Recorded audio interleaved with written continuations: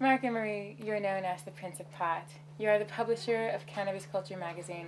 You've been a pot activist for over 20 years, and now you're facing a prison sentence in the United States in a matter of days.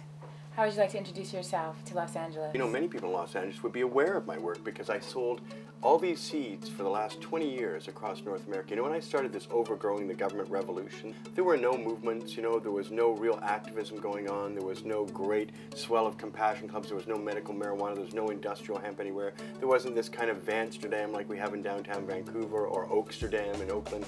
None of that existed. I was greatly influenced by Jack Herrera and Ed Rosenthal and Dennis Perone, and they are the guiding lights for me in this movement. Jack Herrera was just making his rounds with his book, The Emperor Wears No Clothes, and that's the book that influenced me. So Californians, as in Jack Herrera, influenced me to become this activist, and we provided millions of seeds to people around the world. Because when I started in the early 1990s, there were only really about 5 or 6 strains in common use all across North America.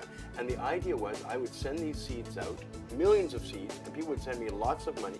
And then I would use that money, we gave $4 million away between 1995 and 2005, to great projects and groups using peaceful democratic means all around the world, and especially in the United States. We were early funders of ballot initiatives in Washington, D.C. in 1998, Arizona in 2000, Alaska in 1998, 2000, and 2002. We were giving millions of dollars away to groups taking things, class action suits against the U.S. federal government on behalf of medical marijuana users. In the Canadian Supreme Court, we challenged the marijuana laws here. You know, we prayed for the global marijuana marches all over the world from 1997 to 2005. The DEA saw my work and they decided they had to nip that right in the bud, so to speak. In 2005, your offices were raided. Tell us about that day. The DEA were here in Canada, in both Vancouver and where I was arrested, just before I was giving a speech in Halifax. That is the evidence they're using basically to bring me to the United States under extradition. Because I've been selling seeds here from 1994 to 2005, 12 years, there was never really much controversy here in Canada. And in fact, there are 5 seed stores on this block right now as we speak. Why is the DEA allowed to come into Canada and arrest you, a Canadian citizen, who, at least at that point, had never even set foot in the United States? That's a good point, and that's really what a lot of this is about. It's about Canadian sovereignty, and the DEA breaks countries' sovereignty all the time. They have offices in over 100 countries. The DEA mandate is to go and seek out anyone who opposes legalization or works against the United States' interests. So the two governments have been colluding in some form or another to put me away for many, many years because they both have a vested interest in muting my voice in this movement, just earning that money with the public, giving away millions of dollars to subvert the drug war. They noticed that. The DEA has said I'm responsible for more marijuana than anybody else brought before the U.S. criminal justice system. By the way, the most serious conviction I have in all of Canada is passing one joint, which I spent 3 months in jail for, by the way. I got a 3-month sentence in Saskatchewan, at a place called Saskatoon.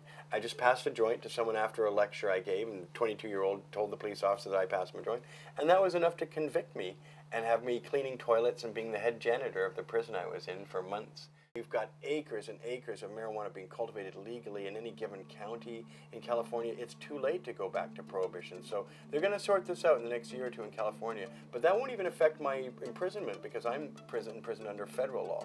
And that means the federal government has to change. And that's going to be the toughest. We only have 36,000 people in all of Canada in jail at any one time. And America has 2,400,000.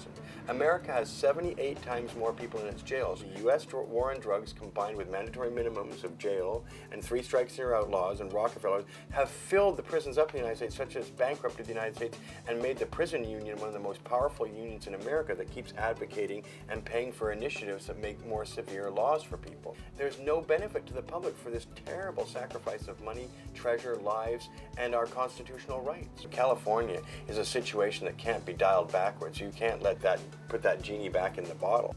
In fact, in her statement of July 29, 2005, Karen Tandy went on and on about how this Marc Emery, who is the founder of many legalization groups and organizations, this Marc Emery, who's funneled hundreds of thousands of dollars of his profits to marijuana legalization groups. And she goes on, Marc Emery in his propagandist magazine, Cannabis Culture. Can you imagine the big government of the United States calling little old me a propagandist with a propagandist magazine? I mean, that is so the pot calling the kettle black, really. Nobody in 10 years ever said they wouldn't take the money I gave them for, like, in charitable contributions, whether it was to drug addiction clinics, politicians, class action suits, activists.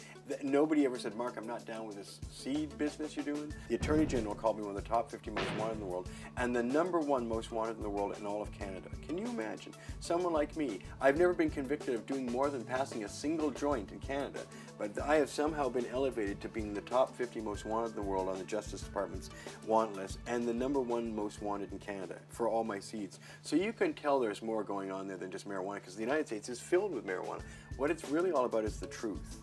My battle to spread the truth, to make sure Americans have had enough funding in their democratic system so they could carry on a legitimate, proper war against the U.S. federal government peacefully, democratically. And now there are many other groups in America that have taken over. The Marijuana Policy Project, normal.org.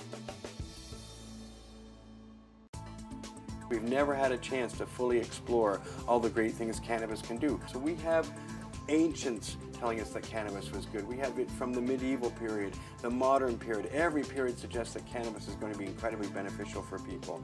Only recently, though, in this modern era, the last 70 years, have we put people in jail for it. So once we repeal that, it doesn't really matter. As long as people can grow it in their backyard and they're not facing jail, we'll be fine.